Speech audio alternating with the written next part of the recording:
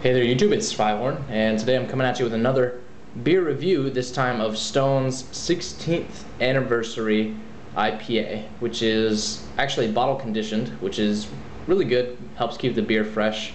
If you don't know exactly what bottle conditioning is, Google it, you'll figure it out pretty easily. This one clocks in at 10% alcohol by volume, and it is a double IPA. Sorry about the shaking, the cap was on very, very tightly. And this one cost me about, I can't get it to focus, $6.99, $7, which is kind of expensive, but it is an anniversary beer. It is 10% alcohol by volume, and it is Stone, so I know that I will not be disappointed, especially with the fact that it's double IPA, and IPAs are freaking delicious. Also mentioned on the back in their little description was that this is not only a collaboration between many of their brewers, but also that it has quite a large amount of rye malt.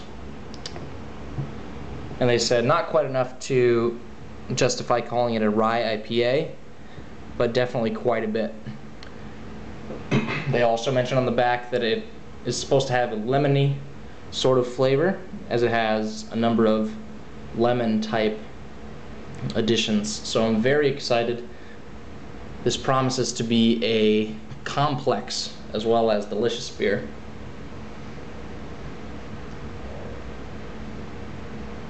And right off the bat, the aroma reminds me of excuse me.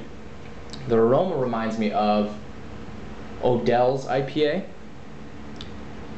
as well as the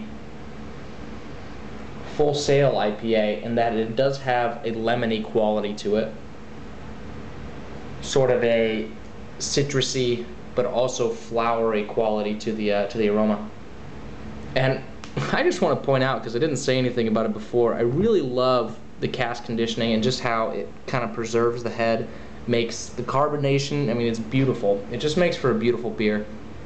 And just to note, this is actually a little bit darker than what I'm used to seeing even double IPAs. But I'm going to go ahead and take my first taste of the Stone 16th anniversary IPA.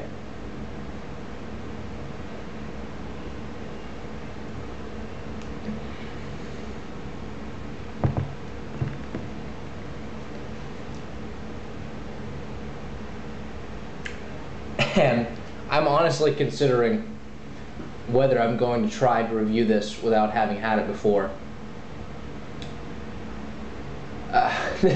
It is extremely complex. It has multiple flavors on each stage of the taste. So I usually try to break down my tastes into that initial taste, to the middle or the body of the taste, and then sort of the aftertaste.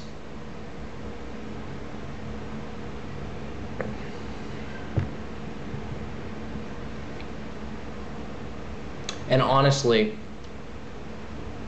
you can feel this beer changing flavors in your mouth, which is, it's kind of gnarly. It's very, very interesting.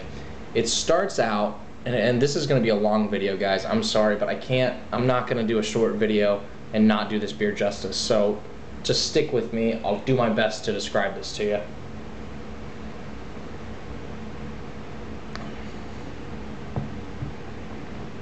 It starts out with a bitter, lemony flavor that you would expect from something like a Full Sail IPA or the Odell IPA. And it quickly develops from that bitter, lemony flavor into a sort of smoother malt flavor that you would find in something like, in a very malty double IPA. So an IPA or a double IPA that has a ton of malt to back up all of the hops that they throw in. It quickly develops into that.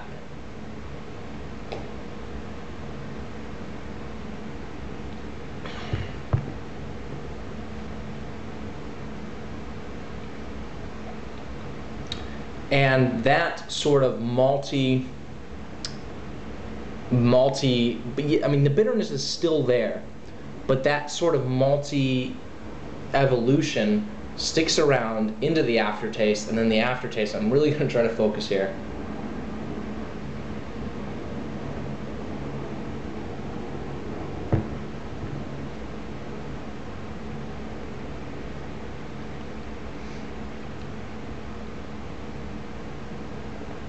The aftertaste is an interesting mix between those two things and a third sort of numbing element. And I want to say it's the fact that it's just 10% alcohol, but the scary thing about this is you don't really notice that. It's so packed with flavor and just with so much complexity, you don't notice the alcohol very much until the aftertaste, which again has that little bit of a numbing quality to it. And guys, I wish I had more to say about this. If I had had this before, I would have taken notes. I would have done a little bit more. But again, this is my first time having the beer. It's a $7 beer, so hit or miss. That's my off-the-cuff review. I think this is an amazing beer, something that any IPA lover has got to try. Stone did an amazing job, I'll put it that way. And I'll quit talking your ear off. I will see you next time, guys. I hope you enjoy the review.